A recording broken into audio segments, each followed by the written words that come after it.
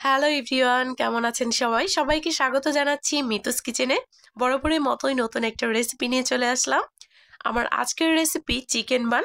একটা বিগ সাইজের chicken bun আজকে আমি বানিয়েছি। সকল টিপস সহ আজকে এই চিকেন বানের রেসিপিটা আপনাদের সাথে শেয়ার করব। সাথে কিন্তু থাকছে পারফেক্ট মেয়োনিজের রেসিপিও। আসলে মেয়োনিজ দিয়ে চিকেন বানটা খেতে কিন্তু ভীষণ ভালো লাগে। কথা না বাড়িয়ে মেন ভিডিওতে চলে যাচ্ছি। প্রথমে একটা বলে আমি নিয়ে নিচ্ছি 2 কাপ পরিমাণ ময়দা। আজকে এই 2 কাপ ময়দা দিয়ে কিন্তু আমি বিগ সাইজ চিকেন বানটা বানাবো। আর হ্যাঁ, আগেই বলে রাখি আপনারা কিন্তু চাইলে ছোট সাইজেরও বানিয়ে নিতে পারেন। আমি আজকে বিগ সাইজের বানিয়ে দেখাচ্ছি। যাই হোক, এখানে প্রথমে ময়দার মধ্যে আমি দিয়ে দিলাম স্বাদ মতো লবণ, আর দিয়ে দিব এখানে চিনি। এখানে আমি চামচ মেপে দিয়েছি, এখানে আমি প্রায় 5 থেকে 6 চামচের মতো দিয়েছি। 2 কাপ ময়দার জন্য কিন্তু এখানে 1/4 কাপের থেকে একটু কম পরিমাণে চিনি দিলেই হবে। তারপর আমি এখানে দিয়ে দিচ্ছি ইস্ট। 2 কাপ ময়দার জন্য 2 চা চামচ ইস্ট এখানে দিতে হবে। কোনোভাবেই কিন্তু বেশি দেওয়া যাবে না। অনেকে বলে যে আপু ইস্টের গন্ধ করে, আসলে ইস্টের পরিমাণটা যদি বেশি হয়ে যায় তাহলে কিন্তু ইস্টের গন্ধ করে। সবগুলো উপকরণকে একসাথে খুব ভালোভাবে মিশিয়ে নিতে হবে। আর তারপর এখানে আমি উষ্ণ গরম জল দিয়ে একটা সফট ডো তৈরি করে নিব। এই জলটা কিন্তু কোনোভাবেই বেশি গরম হওয়া যাবে না, তাহলে কিন্তু ইস্ট কোনো কাজ করবে না। সব শেষে যখন ডোটা একদমই হাতে লেগে আসবে সেই পর্যায়ে কিন্তু আমি হাতের মধ্যে তেল দিয়ে দিলাম। আমার হাতের কাছে আজকে বাটার ছিল না, যার কারণে আমি তেল দিয়ে নিলাম। তেল বা বাটার দুইটাই কিন্তু এখানে দেওয়া যায়, তবে বাটার দিলে কিন্তু খেতে বেশি ভালো লাগে। খুব ভালোভাবে কিন্তু ময়ম করে নিয়েছি, আর এটাকে এখন রেস্টে রেখে দিব। আজকে আমি কিন্তু র্যাপিং পেপারটা এখানে দিচ্ছি না, এখানে আমি নর্মাল যে পলিথিন গুলো থাকে সেটা দিয়েই কিন্তু খুব ভালোভাবে বন্ধ করে দিলাম। একটা বড় সাইজের পলি দিয়ে এই কাজটা করে নিতে হবে। সবসময় কিন্তু হাতের কাছে র্যাপিং পেপারটা থাকে না, এই টিপসটা কিন্তু ফলো করতে পারেন। যাই হোক, এটাকে খুব ভালোভাবে ঢেকে দিয়েছি। তারপর ওপর থেকে একটা প্লেটও দিয়ে দিলাম। এতে করে কিন্তু কোনোভাবেই হাওয়ার ভেতরে ঢুকবে না। 1 ঘন্টার জন্য রেস্টে রেখেছি। আর আমি এখন চিকেনের পুরোটা বানিয়ে নিব। এর জন্য প্রথমে কিন্তু একটা পাত্রে আমি কিছুটা পরিমাণ জল গরম করে নিব। এর মধ্যে দিয়ে দিব স্বাদ মতো লবণ, আর 1 চা চামচ আদা রসুন বাটা, আর দিয়ে দিব চিকেনের বেস্ট পিস। এটাকে একটু সিদ্ধ করে নিতে হবে, খুব বেশিক্ষণ কিন্তু সময় লাগে না। 10 মিনিটের মধ্যেই কিন্তু এটা খুব ভালোভাবে সিদ্ধ হয়ে যাবে। তারপর এটাকে চুলা থেকে নামিয়ে ঠান্ডা করে নিতে হবে। আর এই ফাঁকে আমি মেয়োনিজটা বানিয়ে নিব। আর এই মেয়োনিজটা কিন্তু একদম ঘরে থাকা কিছু উপকরণ দিয়ে কিন্তু বানিয়ে ফেলতে পারবেন। এই মেয়োনিজটা খেতে কিন্তু রেস্টুরেন্টের মেয়োনিজের থেকে কোনো অংশেই কম নয়। এর জন্য প্রথমে এখানে আমি 2টা ডিম ভেঙে নিয়েছি। আপনারা চাইলে একটা ডিম দিয়েও বানিয়ে নিতে পারেন। আমি এখানে দিয়ে দিয়েছি চিনি, প্রায় 3 টেবিল চামচের মতো চিনি দিয়েছি। 1 চা চামচ দিয়েছি গোলমরিচ গুঁড়ো, আর এখানে 1/4 চা চামচের মতো দিয়েছি আমি রসুন বাটা। আর স্বাদ মতো লবণ দিতে হবে 1 চিমটি পরিমাণ। তারপর এখানে আমি দিয়ে দিয়েছি গুঁড়া দুধ, আর দিয়েছি আমি জলপাইয়ের আচার। জলপাইয়ের আচারটাকে আমি বেটে তারপর কিন্তু এখানে দিয়েছি। আপনারা কিন্তু চাইলে হ্যান্ড উইক্সের সাহায্যে মেয়োনিজটা বানিয়ে নিতে পারবেন, তবে আমি আজকে ব্লেন্ডার দিয়ে করছি। অলরেডি কিন্তু আমার চ্যানেলে হ্যান্ড উইক্স দিয়ে মেয়োনিজের রেসিপিটা আপলোড করা আছে। রেসিপি সেমই থাকবে, শুধু আমি এখানে ব্লেন্ডারে দিয়ে করছি। আপনারা চাইলে কিন্তু হ্যান্ড উইক্স দিয়েও করে নিতে পারেন। আমি এখানে দিয়ে দিলাম তেল। তেলের পরিমাণটাও কিন্তু এখানে বেশ অনেকটাই দিতে হবে, প্রায় 1/4 কাপের মতো তেল লাগবে। এই তো, আমি এখানে প্রথমে অর্ধেকটা মেয়োনিজ বানিয়ে নিলাম, যেহেতু ব্লেন্ডারের ছোট জারটা আমি নিয়েছি। একটা ডিম দিয়ে করলে কিন্তু একবার নিলেই হয়ে যেত। যাই হোক, 2বারে নিয়ে কিন্তু আমি মেয়োনিজটা বানিয়ে নিয়েছি। আর এভাবে কিন্তু আমি কৌটায় করে ডিপে সংরক্ষণ করি। আর এখানে কিন্তু চিকেনের পিসটাও একদম ঠান্ডা হয়ে গিয়েছে। আমি 2টা কাঁটা চামচের সাহায্যে কিন্তু ছাড়িয়ে নিচ্ছি। এভাবে কিন্তু খুব সহজেই চিকেনটাকে আলাদা করা যায়। আর এভাবে করলে কিন্তু খেতে বেশ ভালো লাগে। মেয়োনিজ দিয়ে বানালে তো কোনো কথাই নেই। আসলে চিকেন বানটা কিন্তু অনেকেই অনেকভাবে বানিয়ে থাকে।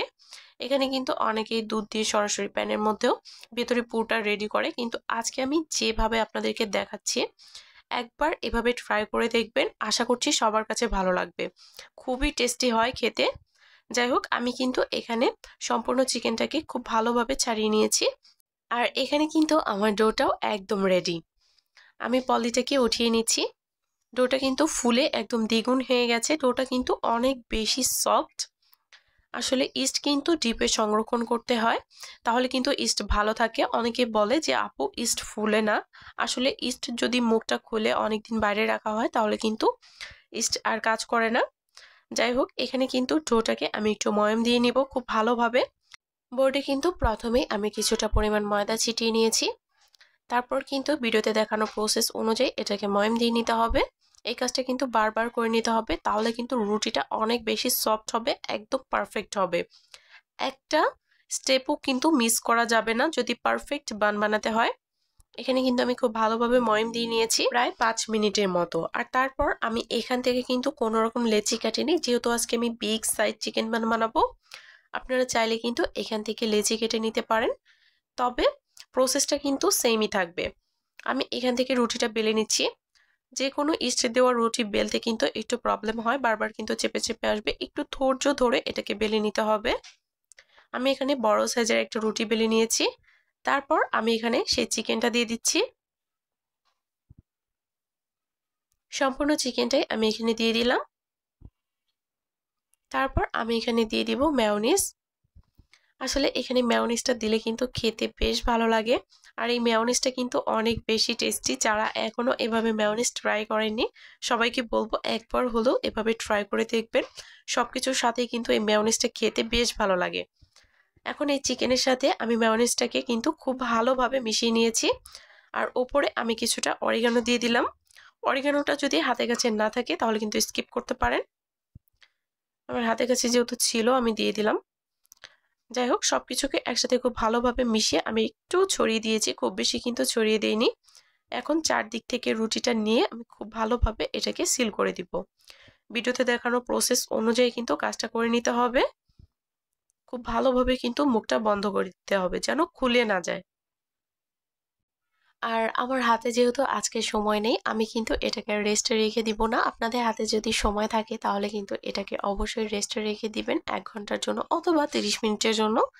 যাই হোক, আমি কিন্তু আজকে এটাকে রেস্টে রাখবো না, আমি সরাসরি এটাকে বেক করে নিব। এর জন্য কিন্তু একটা প্লেটে আমি প্রথমেই তেল ব্রাশ করে নিয়েছি। আর এখানে আমি একটা স্টিলের প্লেট নিয়েছি, আর এটা কিন্তু আজকে আমি গ্যাসের চুলায় বেক করে নিব। খুব ভালোভাবে প্রথমে আমি রুটিটাকে বসিয়ে দিলাম প্লেটের মাঝখান বরাবর। রুটিটাকে কিন্তু প্রথমে খুব ভালোভাবে সেট করে নিতে হবে। আর তারপর আমি এর উপর একটা ডিমের কুসুম ব্রাশ করে দিব। আপনারা কিন্তু চাইলে ডিমের কুসুমের সাথে সামান্য একটু দুধ মিশিয়েও ব্রাশ করে দিতে পারেন, এতে করে কিন্তু খেতে বেশ ভালো লাগে। আমি উপরে পুরো একটা ডিমের কুসুম খুব ভালোভাবে ব্রাশ করে দিচ্ছি। এখানে আরো একটা টিপস, এখানে যদি আপনারা ছোট ছোট বান বানান তাহলে কিন্তু একটু ফাঁকা ফাঁকা রাখতে হবে, কারণ বানগুলো কিন্তু ফুলে একদম দ্বিগুণ হয়ে যাবে পরে। আমি যেহেতু এটাকে একদমই রেস্টে রাখিনি, সঙ্গে সঙ্গেই কিন্তু আমি এটার উপর দিয়ে ডিমের কুসুমটা ব্রাশ করে দিচ্ছি। আর এর উপরে আমি কিছুটা তিলও দিয়ে দিব। এখানে আমি সাদা তিলটা দিব, সাদা তিলটা দিলে কিন্তু দেখতে বেশ ভালো লাগে।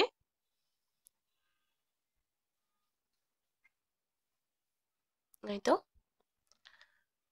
চেষ্টা করবেন একটু রেস্টে রাখার 20 থেকে 30 মিনিটের জন্য, তাহলে কিন্তু বানটা আগেই ফুলে উঠবে আর একদম পারফেক্ট হবে। আমার হাতে আজকে সময় ছিল না, যার কারণে কিন্তু আমি রেস্টে রাখতে পারিনি। যাই হোক, তারপরও কিন্তু বানটা একদম পারফেক্ট হয়েছে।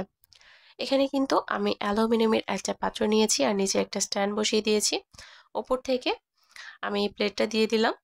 আসলে যে কোনো বেকিং আইটেমে কিন্তু অ্যালুমিনিয়ামের পাত্র থাকলে খুব সুন্দর একটা কালার আসে। উপরে যাই হোক, উপরে কিন্তু আমার কাঁচের ঢাকনাই, উপরে অ্যালুমিনিয়ামের ঢাকনা দিলে কিন্তু আরো সুন্দর কালার আসবে। এটাকে আমি বেক করে নিয়েছি মিডিয়াম টু লো হিটে প্রায় 50 মিনিটের মতো। আর 50 মিনিট পর কিন্তু রুটিটা একদম রেডি। সময়টা একটু কম বেশি লাগতে পারে, যদি ছোট ছোট বান বানান সেই ক্ষেত্রে কিন্তু সময় একটু কম লাগবে। আমি যেহেতু একদম বিগ সাইজ একটা বান বানিয়েছি, তাও আবার গ্যাসের চুলায়, সময়টা কিন্তু একটু বেশি লেগেছে। আর এই বানটা দেখেই বোঝা যাচ্ছে কতটা সুন্দর হয়েছে, খেতেও কিন্তু অসম্ভব মজার হয়েছে। যখন আমি এই ঢাকনাটা তুলছিলাম এত সুন্দর স্মেল আসছিল। যাই হোক, আমি এখন এটাকে চুলা থেকে নামিয়ে নিব। চুলা থেকে নামিয়ে কিন্তু আমি এটাকে ঠান্ডাও করিনি, গরম গরমই কাট করে নিচ্ছি। আর আমার কাছে যেহেতু ব্রেড কাটার ছিল না, আমি একটা ন্যাপের সাহায্যে এটাকে কাট করে নিচ্ছি। নিচে থেকেও কিন্তু ছাড়িয়ে নিয়েছি, নিচের দিকটাও কিন্তু পুড়ে যায়নি, একদম পারফেক্ট হয়েছে। আসলে যে কোনো রেসিপি যদি পারফেক্ট হয় বানানোর পরে তাহলে কিন্তু বেশ ভালো লাগে।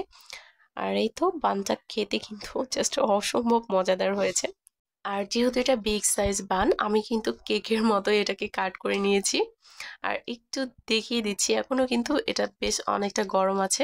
ভেতরে কিন্তু চিকেনি পুরটা দেওয়া আছে, বান অনুযায়ী কিন্তু আমার চিকেনি পুরটা এখানে কম হয়ে গিয়েছে। গরম গরম চিকেন বান মেয়োনিজের সাথে পরিবেশন করেছি, খেতে কিন্তু আমার দারুণ লেগেছে। ভিডিওটি ভালো লাগলে শেয়ার দিয়ে পাশে থাকবেন। সবাই ভালো থাকবেন।